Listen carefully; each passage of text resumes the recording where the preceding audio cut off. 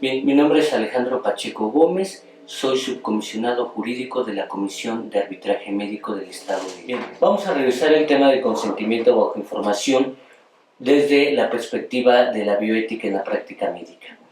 El consentimiento bajo información se va a referir al permiso que otorga el paciente cuando el personal sanitario va a intervenir en su cuerpo.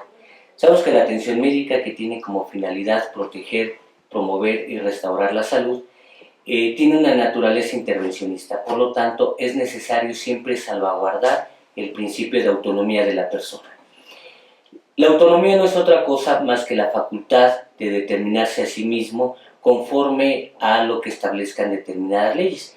Es un derecho humano para proteger los derechos esenciales que son la dignidad, la vida y la integridad. Desde la perspectiva bioética se consideran como puntos relevantes y elementos relacionados con lo que es el consentimiento bajo información, considerar que el ser humano es una persona, que el ser humano tiene dignidad, que el ser humano es autónomo, que el ser humano es libre y que ejerce una libertad responsable. Para poder llegar a esos puntos es necesario siempre salvaguardar el permiso que va otorgando la persona para actuar bajo su propio cuerpo. Los tres derechos esenciales que tiene el ser humano, que decíamos son la dignidad, la vida y la integridad, quedan salvaguardados en cualquier acto intervencionista de la atención médica. Se legitima precisamente el acto en el que interviene el personal de salud a través de lo que es el permiso plasmado en el consentimiento bajo información. La relación médico-paciente ha ido cambiando, pasamos de un modelo paternalista a una relación de tipo igualitaria en donde se le reconocen derechos y obligaciones a las partes. Por ello es necesario delimitar qué le corresponde a cada uno de ellos dentro de lo que es el servicio de la atención médica. Por ello, al disponer el paciente de su cuerpo, está ejerciendo un acto por el cual requiere otorgar un permiso a efecto de que no sea violentada su voluntad como tal. Esa autodeterminación que tiene para poder disponer de su propio cuerpo está limitado y sustentado en lo que es la racionalidad. Es decir, que el ser humano, merced a que tiene la capacidad de raciocinio, tiene también la capacidad de poder determinar los límites en la disposición de su cuerpo humano. Parte de ello también se protege, uno de los derechos que también quedan protegidos es el derecho a la intimidad, porque la persona determinará hasta dónde se puede dar la información que sea necesaria para la atención médica. Desde el punto de vista bioético existen los tres principios conocidos como el de beneficencia y no maleficencia, el principio de autonomía y el principio de justicia. El primero de ellos es ejercido en la mayoría de los casos por el personal sanitario, en el cual existe el presupuesto de que siempre va a estar actuando en bien del paciente. El principio de autonomía no es otra cosa más que el principio de permiso que la persona debe otorgar para que pueda inferir en su cuerpo. Y el principio de justicia es el que viene a resolver las posibles antinomias que existan entre el principio de beneficencia y el principio de autonomía del paciente. No obstante, el médico, el personal sanitario, también ejerce el principio de autonomía porque él puede determinar, en virtud de las expectativas del paciente, en virtud de los medios disponibles y siempre que no se trate de una atención médica de urgencia, puede llegar a determinar su participación en ese acto médico o no. Entonces no es privativo del paciente el principio de autonomía, sino también del principio del médico. La Suprema Corte de Justicia ha resuelto que el consentimiento bajo información, además de que constituye el permiso del paciente, también permite que el personal sanitario decida si interviene o no, salvo los casos que sean obligatorios por Ministerio de Ley, en la atención del paciente como tal. La bioética se sustenta en tanto es una disciplina con diferentes enfoques en tres pilares fundamentales, que son la ética, el derecho y las biotecnologías. La ética viene a ser un límite para que se defienda siempre la dignidad de las personas. El derecho viene a ser el límite normativo, regula la conducta externa de la persona y por lo tanto tendrán que observarse esas disposiciones como tal. Y la biotecnología es lo que va haciendo que se vayan actualizando los temas bioéticos porque ante todo se va a proteger la dignidad de la persona y sobre todo se le va a permitir que ella decida sobre la intervención que se pueda tener en su cuerpo. La regulación del principio de autonomía no es reciente, sin embargo, no siempre se había considerado como un derecho subjetivo sobre la propia persona. Los primeros indicios que nos marcan de la regulación jurídica era el derecho que tenían las personas sobre las cosas, llamadas también los derechos reales. Es a partir de la Edad Media cuando se empieza a concebir lo que es un derecho subjetivo en favor de la propia persona, es decir, que pueda decidir sobre sí mismo. Sin embargo, en cuestión de la práctica médica, tenemos algunos antecedentes históricos importantes como son el Código de Hammurabi, el juramento hipocrático, que ahorita vamos a ver algunos de los principios que ellos contenían, la plegaria de Maimónides, que también venía a establecer algunos principios éticos de la práctica médica, algunas declaraciones de Tomás Moro, donde también hace mención a los derechos que tenían las personas de cuidar a los enfermos. Y ya en el siglo XX, a partir de la Segunda Guerra Mundial, se vieron las atrocidades de tomar a personas para fines de investigación en salud sin que me diera su consentimiento. De ahí que surge la Declaración de Nuremberg como una disposición obligatoria desde el punto de vista ético para que todas las investigaciones en seres humanos se privilegie el permiso de la persona. De ahí seguimos algunos documentos más hasta la Declaración Universal de Bioética y Derechos Humanos. Tendencia ética, pero no solamente así, sino también de trascendencia jurídica, es el juramento hipocrático, incluso que es objeto de lectura obligada al momento de los exámenes recepcionales de la licenciatura en medicina. Este juramento hipocrático contiene principios jurídicos que pudiéramos resumirlos en el principio del contrato, en el principio del respeto al magisterio, en los principios de beneficencia, de justicia, de autonomía y en lo que es el secreto profesional. Es un documento de carácter normativo desde el punto de vista de la ética médica y que es fuente del derecho sanitario para la determinación de las obligaciones del personal sanitario. Y de ello se desprende naturalmente el respeto a la autonomía del paciente que se materializa en la obtención del consentimiento bajo información. El principio de beneficencia que hemos mencionado pues tiene como finalidad prevenir el daño, contrarrestarlo en caso de que se llegue a presentar y poder anticipar los posibles riesgos o daños que pudieran ocasionarse que de manera inherente aparecen en las intervenciones médicas. Por otra parte, el principio de autonomía contiene elementos respecto a lo que es el derecho a decidir sobre su propio cuerpo y a lo que es la información. Por una parte, la pertinencia de la información que va a recibir el paciente y la comprensión de la misma.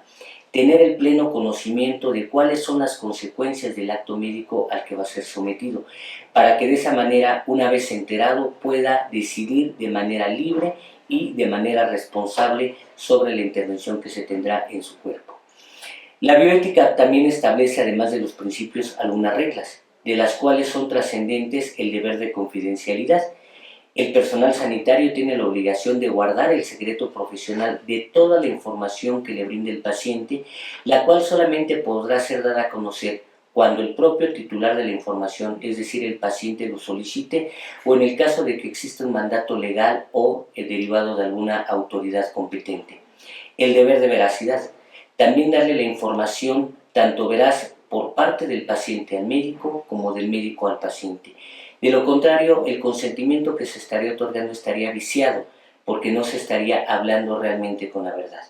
Esta veracidad implica que el paciente tenga la información completa, la información real del acto médico. En muchas ocasiones ha sido necesario alguna regulación especial, como el caso de los trasplantes, donde la información que se le brinda a quien va a disponer de sus órganos y tejidos deberá ser brindada por un personal ajeno al equipo de trasplantes, para que no exista coacción respecto de la obtención del consentimiento. Y esto, pues naturalmente, se va a concretizar en el documento que es el consentimiento bajo información.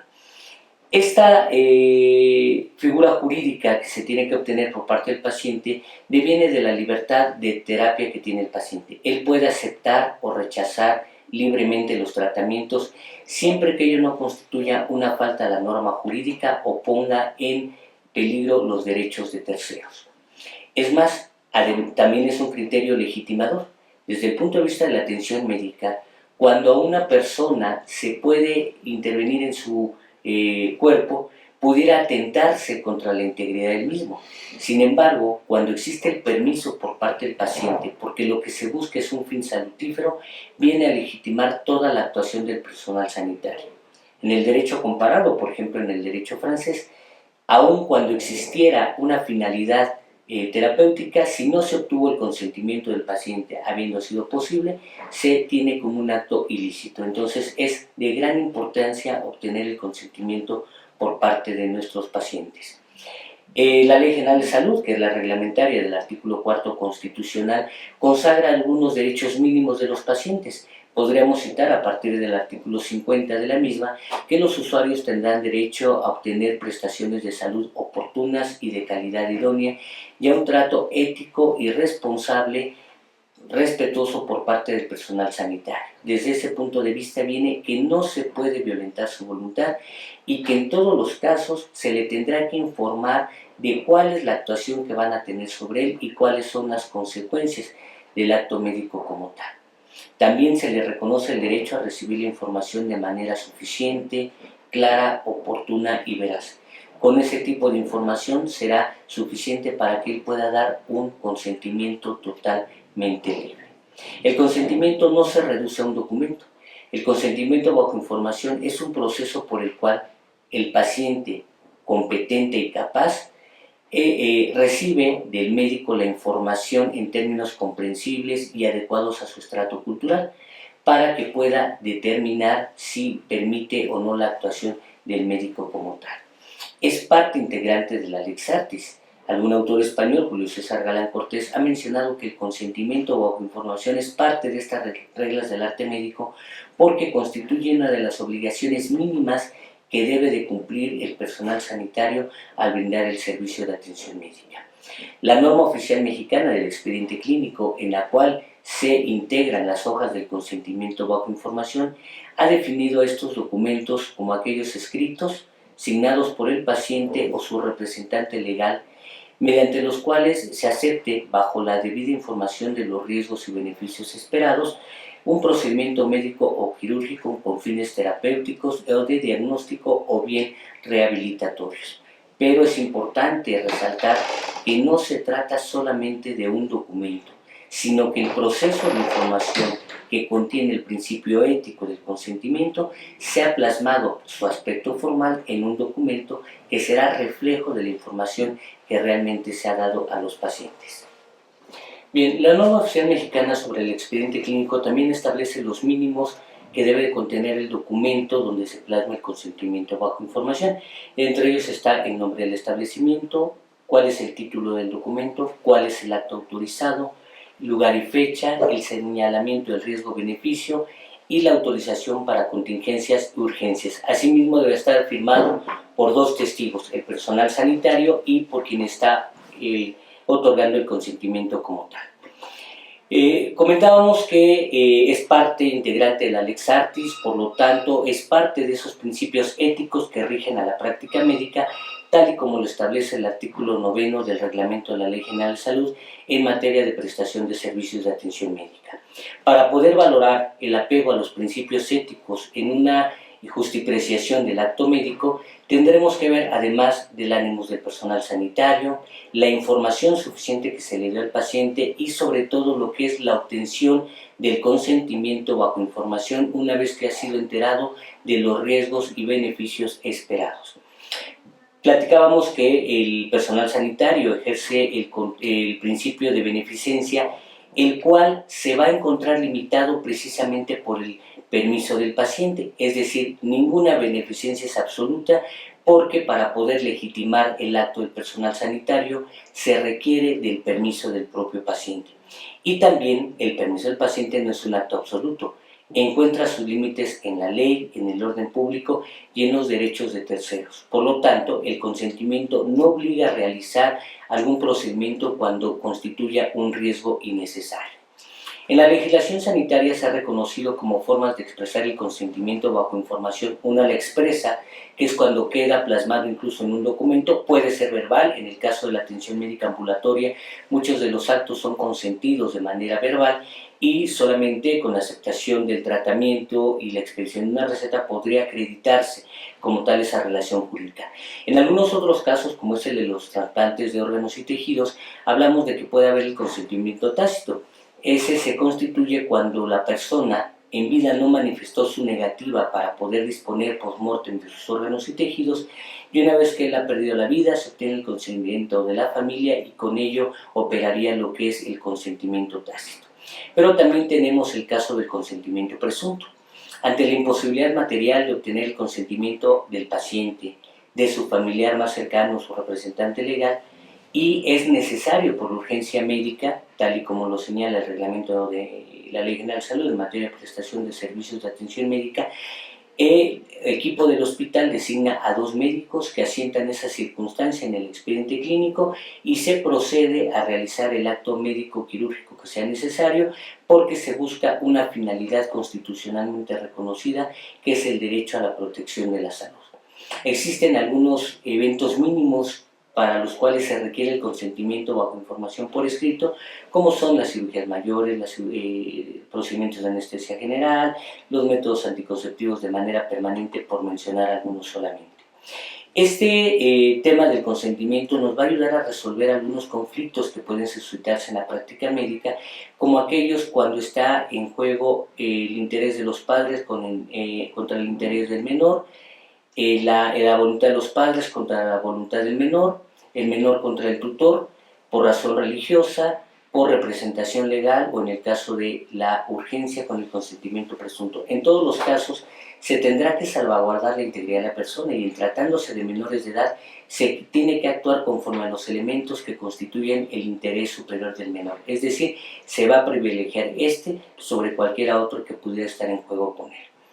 Dentro de los dilemas que asume la bioética en su estudio y como espacio de reflexión, muchos de ellos tienen que ver con el consentimiento bajo información, como es la asunción de la autonomía, la actualización de la seguridad, la protección de la vida, la disposición del cuerpo humano, los actos que pudieran constituir como acceso a los cuidados paliativos, la fertilización asistida, la esterilización, la objeción de conciencia, los trasplantes, la vacunación. En todos ellos siempre estará inmerso el principio de autonomía de la persona.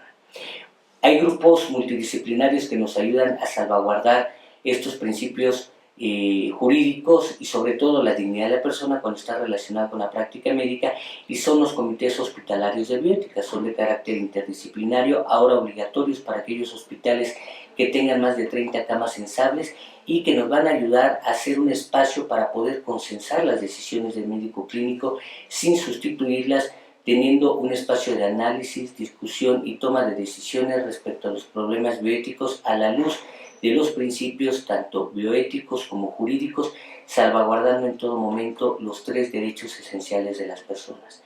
Estos comités no emiten criterios vinculantes, son generadores de criterios orientadores para la práctica médica, se constituyen como precedentes, pero son de gran utilidad en la resolución de estos problemas que nos enfrentamos en la práctica clínica.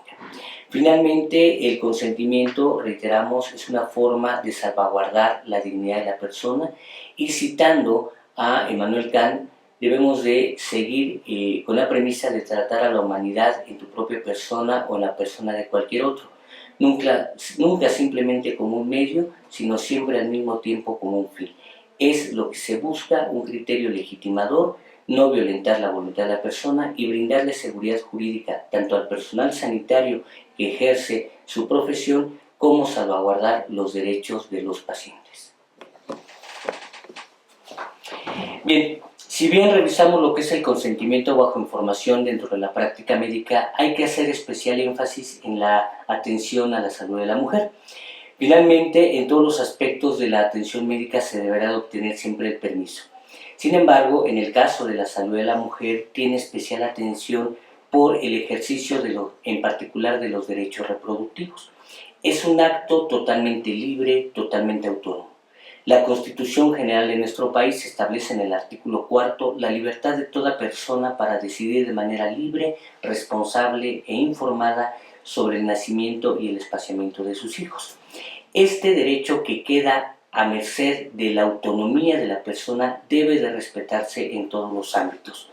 Ámbito social, en el ámbito de la práctica médica, en el cual no se puede obligar a la mujer a recibir tal o cual método anticonceptivo o a querer interferir sobre la decisión de cuántos hijos y en qué momento tenerlos.